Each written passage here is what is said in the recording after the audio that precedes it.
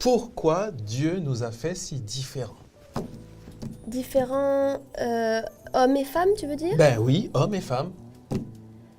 Pourquoi? Peut-être pour nous compliquer la vie. Ben, on pourrait se poser la question, hein. C'est vrai qu'on est pas mal différents. Si on parle au niveau sexuel, différents dans la manière d'exprimer l'amour. Oui, pas que sexuel, hein, dans plein d'aspects, mais Tout à sexuel fait. aussi, on est d'accord. Oui, oui. En fait, on a l'impression que C'est compliqué. que l'homme et la femme viennent de deux planètes différentes. Disons Mars et Vénus. Les hommes viennent de Mars, les femmes de Vénus. Voilà. Il n'y a plus qu'à trouver un terrain d'entente et de vie pour les deux. Il faudrait trouver une planète pour que les deux vivent ensemble. Et on pourrait dire que c'est la Terre. Oui, Mais bon, c'est pas gagné, hein. c'est pas gagné. Mais c'est vrai que... alors, tu parles de différence. Les femmes, par exemple... Bon, c'est un exemple, hein, il y en a plein. Les femmes sont plus sensibles par les oreilles et les hommes par les yeux. C'est connu Enfin, que... tu veux dire que... Attends, sensible, tu veux dire que c'est pas une sensibilité physique, hein. Mais l'idée, c'est Tu veux que... dire que avec ça un passe par les oreilles, c'est ça que tu veux dire? Alors, qu'est-ce qui passe? Eh bien, qui passe la séduction, par exemple. Ah, voilà. Un homme, c'est connu que si tu mets un bon Un homme, c'est décolleté... les yeux, hein. Un homme, tu mets un bon décolleté, ça va attirer plus un homme. Les hommes, c'est les yeux, hein, ça c'est certain. Une hein. femme, par contre, il n'y a qu'à lui raconter des mots doux et pleins d'espérance et ça va aussi l'attirer aussi. Même si c'est n'importe quoi, hein. Ah Du oui. genre, tu es le soleil de ma vie, tu es La plus belle femme que j'ai connue. que j'ai jamais vue, etc. Oui, mais... Eh bien, ça va fonctionner. Laisse-moi te raconter une petite anecdote quand même, hein, malgré tout. Mais ça, c'est une anecdote, bon, je ne vais pas donner le vrai nom, mais c'est une anecdote qui s'est produite 50 000 fois. Hein. Ah oui? Ben oui, ben c'est Micheline, on va l'appeler Micheline, hein, qui rêvait du prince charmant. Et puis tout d'un coup, il y a Zorro qui arrive. Hein, et puis tu es vraiment l'unique, la seule et unique femme de ma vie, etc. Et puis Zorro arrive avec sa voiture de sport. Micheline se sent aimée, importante, Valorisée. etc. Micheline tombe enceinte et Zorro a disparu.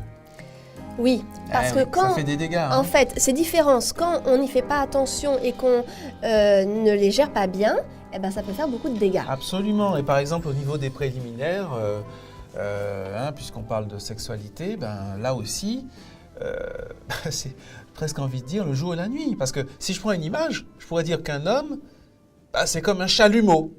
C'est-à-dire on Ah oui. l'allume, tout de suite, d'accord, Oui, ça oui. chauffe.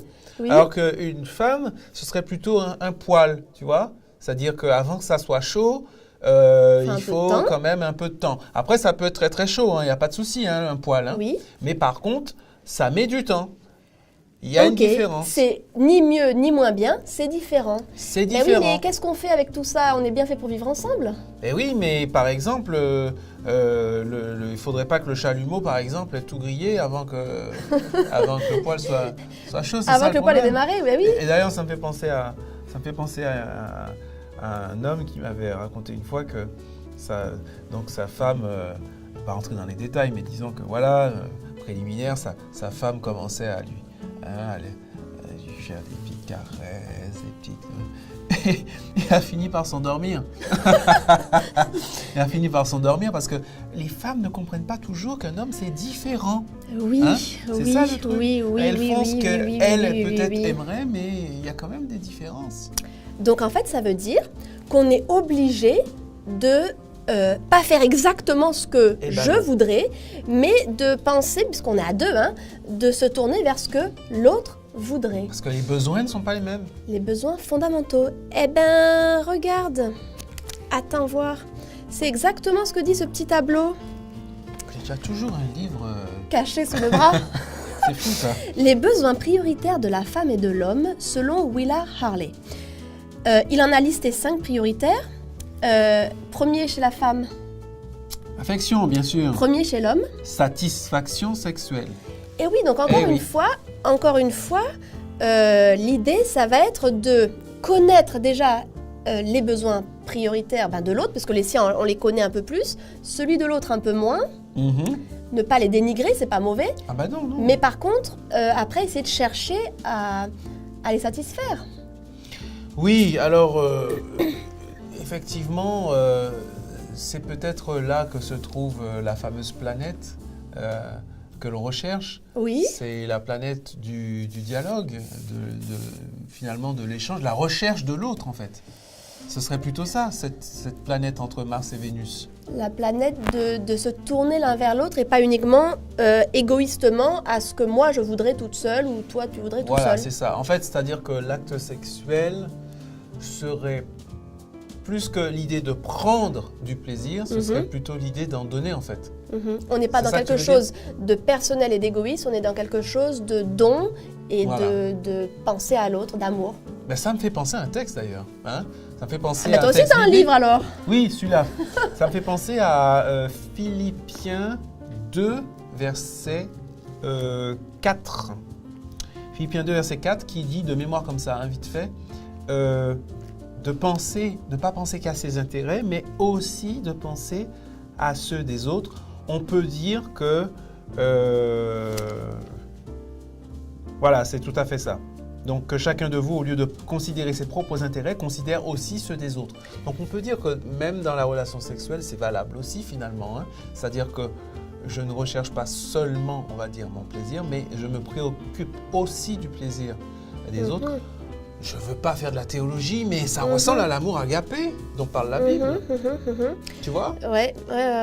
En fait, ça donne toute une richesse, toute une dimension plus haute. Absolument. Et c'est plus beau si moi-même je fais moi-même ce que je veux, ça sera forcément un peu moins beau que si c'est toi qui me le donnes. C'est ça, Donc c'est ça. c'est plus dur, c'est un risque, parce que si tu me le donnes pas, je ne l'ai pas. C'est ça. Et pareil, évidemment. Mais c'est aussi plus beau et plus profond. C'est ça. C'est pas moi qui pense à mes besoins, c'est mon conjoint qui s'en charge. Donc en fait, c'est ça qu'on peut faire avec ces différences. C'est les Conjuguer. les élever, les conjuguer, les apprivoiser. Moi, j'ai l'impression que c'est ce que Dieu veut. J'ai l'impression que c'est ce qu'il a voulu, quelque part. En faisant qu'on n'était pas créance. directement Voilà. tout pareil, mais qu'il y ait ce défi en fait. Voilà. Et Qu'il si y ait cette c'était nécessité voilà, et si c'était son d'amour. plan, en fait. Et si c'était son plan. Et si c'était ça l'idée. Hein? Peut-être.